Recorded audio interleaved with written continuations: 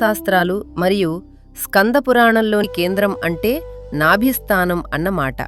ఇక్కడ సృష్టి, స్థితి మరియు లయ అంటే బ్రహ్మ, విష్ణు, మహేశ్వరుల యొక్క ఆ పుర్రె బ్రహ్మహత్య నేరం కింద శివుడి చేతికి అతుక్కుపోయి మహాదేవుడు అన్ని లోకాలలో తిరుగుతూ కాశీలోని మణికర్ణికకు చేరుకోగానే అతని చేతిలో నుండి కపాలం జారిపడి బ్రహ్మ తల నుండి రక్తధార అంటే నాళం పడిన ప్రదేశం బ్రహ్మనాల్ అని పిలువబడి మహాదేవుడు అక్కడ బ్రహ్మనాలేశ్వరుడుగా ప్రదర్శనం వాజపేయి యాగఫలాలను ఇస్తుంది మరియు భక్తుడు శివలోకంలో మలలోని సంచిత పాపాలు నశిస్తాయి.